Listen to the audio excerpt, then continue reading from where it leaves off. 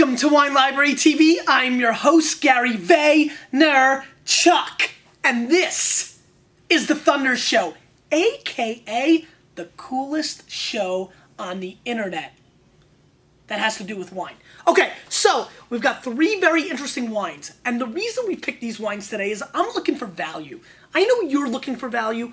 I'm looking for value. I can definitely tell you the CKCs are looking for value. College Kill Crew. Did I just say College Kill Crew? College Kid Crew. Please, friend me up. Facebook is exploding. I love the friends. It feels great. But more importantly, whether you're a college kid or anybody else or a multi-trillionaire, value is fun. We all like a good value. Like the iPhone. Who doesn't want to pay 600 bones for a phone? I know I sure did. You know I had to get one. They're just fun. They fit in your pocket. You feel good about yourself. You got the new gadget. And you know what? The new gadget is being given away free by our good friends at Vidler. So link me up down below. If you want an iPhone, you can get one. The Vidler guys, who I'm very friendly with, you know, this player that we've got here, I know it sometimes acts up, but they're doing a huge contest, Colin and Rob and those guys over there, so follow the link. They're giving away some iPhones. I think that's pretty darn cool. The iPhone is pretty darn cool. I like it, and I'll be able to communicate with you more. Twitter, online, Facebook, you can do it all. It's just really amazing. So I'm excited about that. Big shout out to Mike and Sue Rad for my last party last Thursday in New York City. I had a great time, got very overshadowed by Time Magazine and Eric and Amy having little Danica on a Saturday, actually, is when it actually happened. So it was a really wild weekend, so I definitely wanted to give a big shout out to you guys. You did a great job. We had a great time Thursday night. And you know, I want to go and visit more places in the U.S., so hopefully we will do that. Maybe if the lurkers will come out and leave a comment, we can get into that. One other thing before I start tasting the wine, the forum. Give me a link, Mott, down there. The Wine Library TV forum is a great place to hang out, get a ton of information that I'm not giving. There's a little link there to introduce yourself. Please do that. Great community, much smarter people than I am, much more cool than I am, all that good jazz, so check that out. All right, what we're focusing on today are three very intriguing wines on paper. They have some great scores, some great pedigree, some high interest. You know, just kind of pick something out because I'm looking for a little fun. You know, I'm wearing pink today. So when I'm wearing pink, I'm in the mood for value. And so, you know, let's jump right into it. Casa Silva, 2005 Grand Reserva Carmenere. Now this wine is $14 US and 91 points J. Miller. And you know what I think about Carmenere? I think Carmenere is a really exceptional grape. Maybe a lot of you who are watching right now have never had a Carmenere. Carmenere is something that I think a lot of people need to try out, jump into. That's what wine's about. If you're going to stick with the same stuff over and over, you will just not like vino. The greatest thing about wine is trying different things. And I'm making a rule.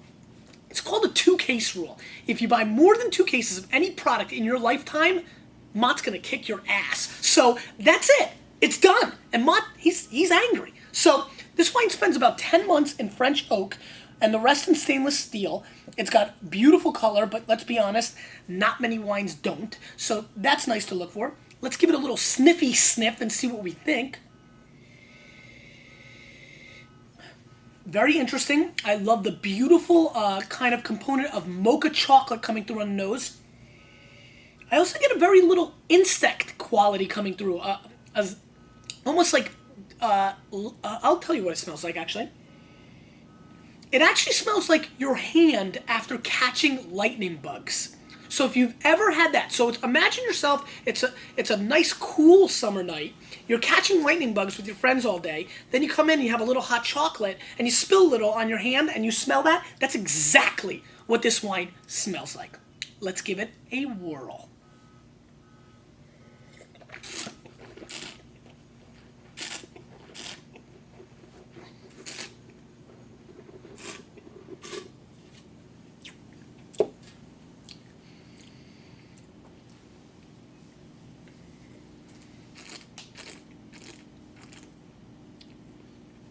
$14 is definitely not inexpensive, but in the world of quality wine, it's not the worst price I've ever seen either.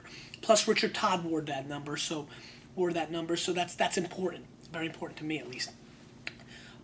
It tastes a lot like it smells, which is actually a far less occurrence than people think. It's got a beautiful minty eucalyptus cocoa chocolate, little ladybug action going on all over the flavor profile. The tannins are very sharp, and they will bother some people. This is a young wine, but the complexity and the richness of this wine are unparalleled for under $15. I'm actually quite shocked, really stunned by the overall complexity of this wine. It brings an enormous amount of richness, a beautiful velvet, silky black cherry finish, and really well positioned as a exceptional bottle of wine for under $15. I'm actually quite surprised. I find Jay Miller to score, lately we've been matching up where he's been a little bit higher than me, but I think he really nailed this wine. I'm going to go 90 points on this wine. I think it's very well made, very well structured, very dark, very explosive, very new world. Old world fans, but this is definitely a wine that I can see a lot of people getting into. If you let it decant for an hour or two, I think it'll even open up even more. And this is the kind of wine I just see a lot of people enjoying. I give it a big kudos, 90 points, 14 bones. Definitely worth seeking out. Go and do that. Let's move on. Menguante, Roble, Tempranillo, 2005. Spends 3 months in French oak, $9 US, 90 points, Jay Miller. On paper, we saw what Jay Miller's score did there. Now, if you don't know who Jay Miller is, Jay Miller writes for Robert Parker, who is widely considered the great wine critic of the U.S. and has taken over Spain and a lot of other places, Australia for that matter. This wine is very intriguing to me. It's a Tempranillo, which is a very traditional, a very exceptional, exciting grape. 3 months in French oak, $9 US, 90 points. On paper, this could be one of the great values in the whole shop. Right off the bat, the color is very exciting, so I'm excited about that. I mean, it's very intriguing to find great value wines for $8 to $10. You can quaff them, you can drink them with pizza, parties. These are the exact kind of wines that I get excited about. A lot of people are like, oh, Gary, you have so much access to all these classic wines. What do you drink at home? I'm looking for stuff like this because you know what? When you're watching table tennis at 3 o'clock in the morning on ESPN4, you need a good $8 bottle of wine. And that's what I'm looking for. So let's see what this guy has to offer. And why am I watching table tennis on ESPN4? Because I'm answering your emails. So keep emailing me, and I'll keep sending you the love. So this wine smells extremely fake on the nose, so I'm off to an early concern. It's got a very soda poppy, fake cherry Coke smell on the nose, which I don't like. Finished with almost like a burnt rubber. So off the top, the nose, the bouquet is a little bit of a concern.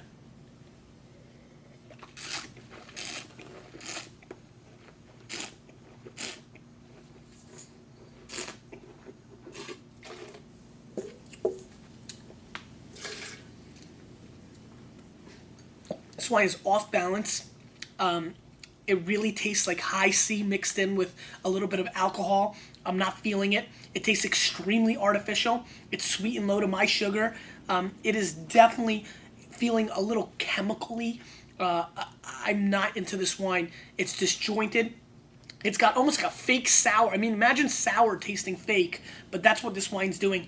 I'm going to go a complete point lower. Not 89. I'm talking about the point on the left side. I'm going 80 points on this wine. Big ups to Wayne Corbett. But 80 points, there's no way I'm recommending this wine to anybody. And for $9, I would absolutely, positively rather watch you go and roll up 36 quarters and throw them at people. This is a complete pass.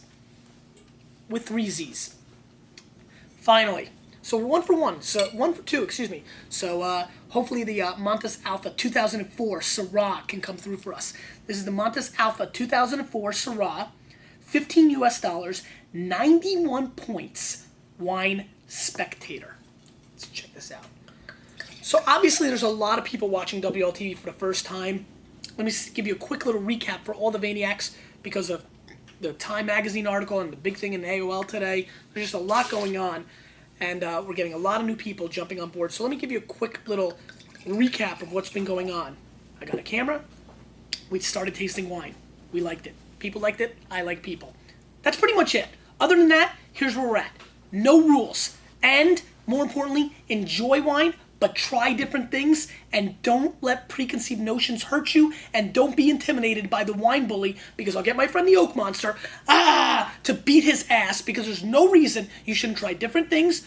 Nobody critiques the pizza you eat. the toppings you put on pizza, what kind of burger you like. But people do it all the time with wine. We're going to eliminate that, and that's what we're doing with the show.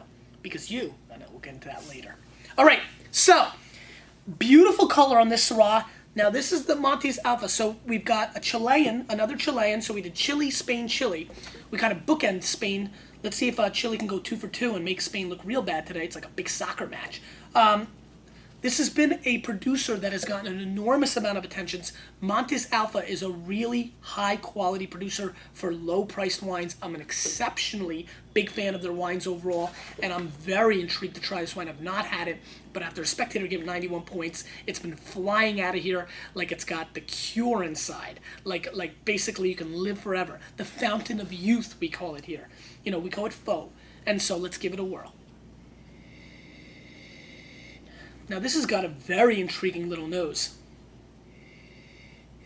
This smells like beautifully big, ripe, fresh raspberries put into a frying pan and melted down. You get a beautiful raspberry reduction component with a beautiful hint. I'm saying beautiful. I like beautiful.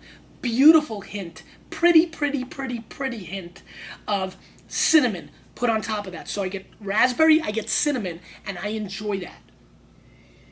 Mixed with that is almost like a Kirsch Royale kind of flavor component and a few sticks for good measure. Not too much oak, just good old-fashioned bark. Let's give it a whirl.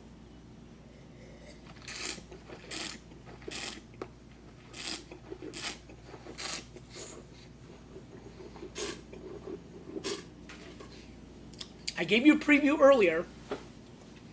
The oak monster. We talk about the oak monster because sometimes oak gets away from wines. They're over-oaked. This wine has a hint of it. It goes there for a second, and it kind of goes away. It's like a quick bad dream. It's like, oh, nice. You know, when you got scared? Or sometimes when you try to, like, put yourself to sleep and you try to put the right dream in your mind. Like, I'm going to dream about this. You know what I mean? And then the oak monster comes. So it comes really quick. It comes in. I got worried. It went out, which I appreciate. It's almost got a pine cone component to it. Very intriguing, dark blueberries coming through on this wine. You know, I want to go with a liqueur aspect to this as well. I'm kind of thinking like those chocolate-covered liqueur bottles. Again, we had this very recently. It's got that going on, no doubt. Almost like Crown Royal. A little taste of Crown Royal in here. So you get wine and you get hard liquor. I mean, that's pretty exciting.